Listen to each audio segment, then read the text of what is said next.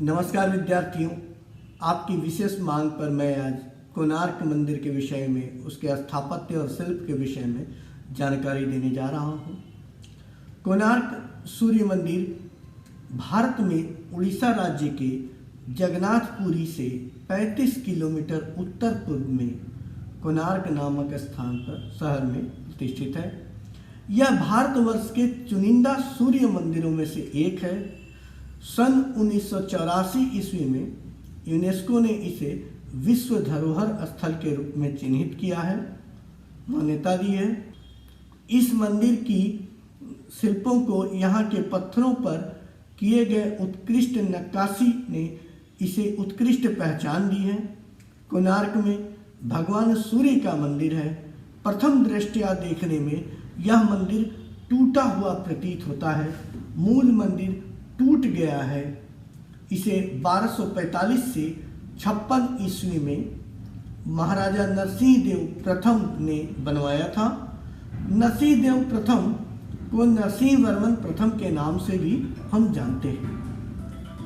भगवान सूर्य के रथ के आकार का यह मंदिर बना हुआ है।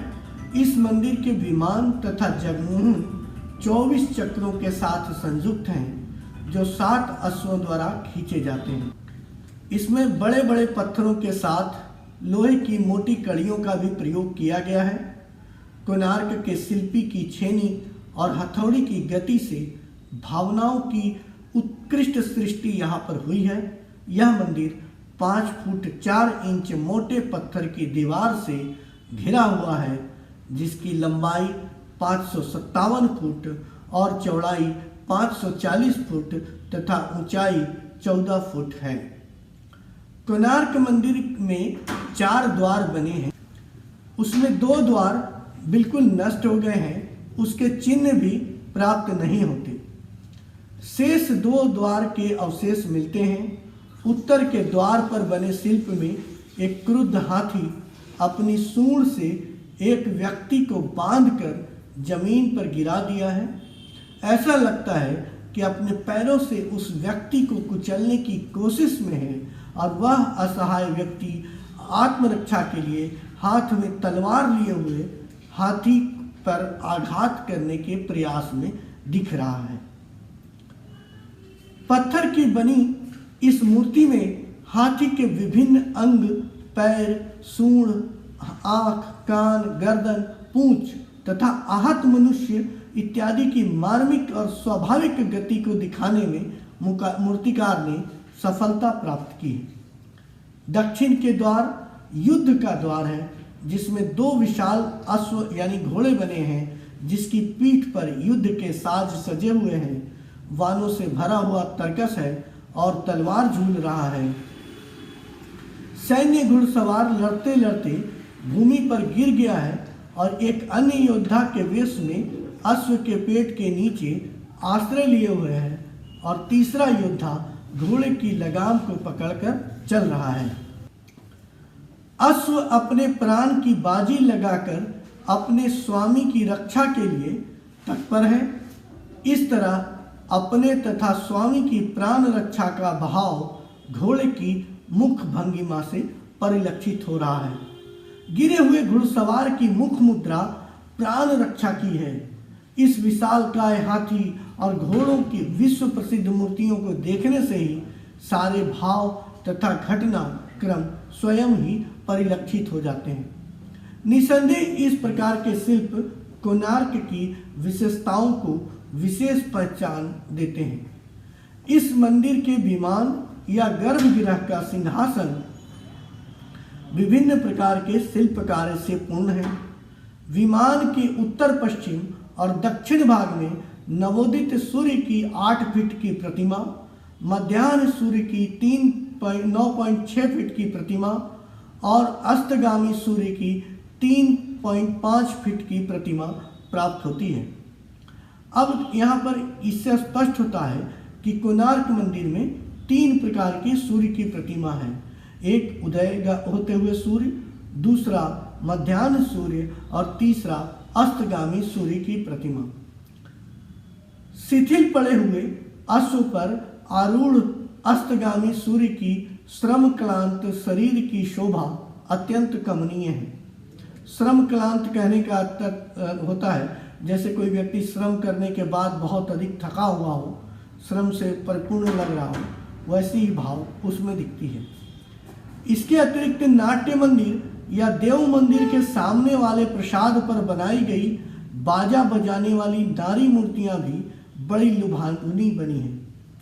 मृदंग बजाती हुई एक स्त्री की आकृति में हाथ और उंगलियों को ऐसा बनावट किया गया, ऐसा दिखाया गया है कि ठीक अब मृदंग से आवाज निकलेगी।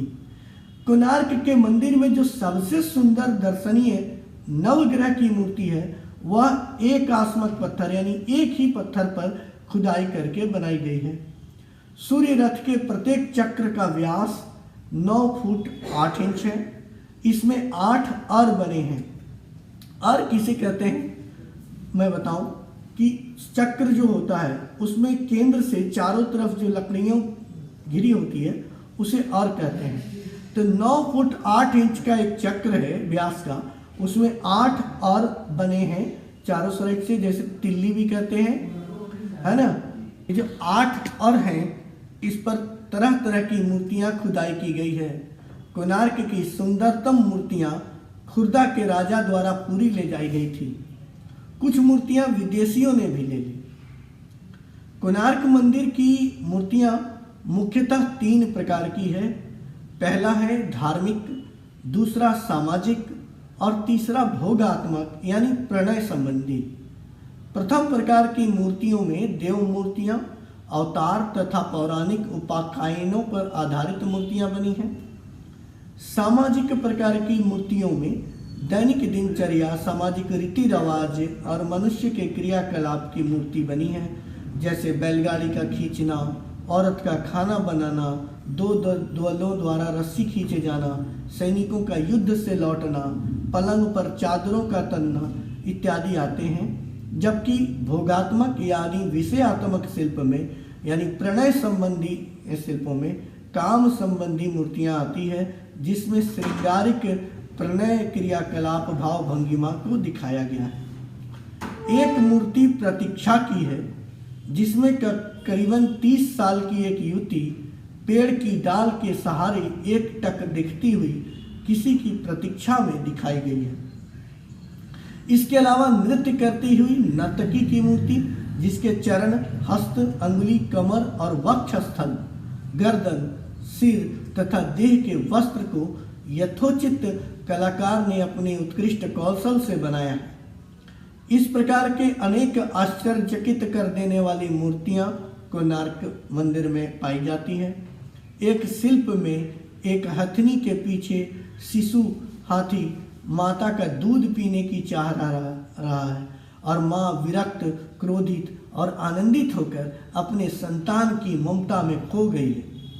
इस प्रकार के पशुओं के मार्मिक भाव पत्थरों की मूर्ति के रूप में भी यहाँ प्रदर्शित हैं। उसकी आँख, कान और गर्दन इत्यादि प्रत्येक अंगों के विवरण भिन्न भिन्न भाव प्रदर्शित करते हैं।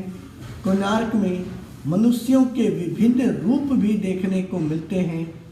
साथ ही अन्य जीव जंतु जैसे अश्व, हाथी, हिरण, वराह, सिंह, वानर, जिराफ, बैल, मगरमच्छ इत्यादि पशु पक्षी के भिन्न भिन्न प्रकार की भाव भंगिमा वाले मूर्ति शिल्प पत्थरों में यहाँ पर बने हैं। पशु पक्षी के रूप रंगों के पत्थरों का व्यवहार यहाँ हुआ है, जो उसकी स्वाभाविकता में 4 चांद लगाता है। कोणार्क की मूर्तियों से ज्ञात होता है कि उस जमाने में धनिक वर्ग के लोग चपकन पहना करते थे।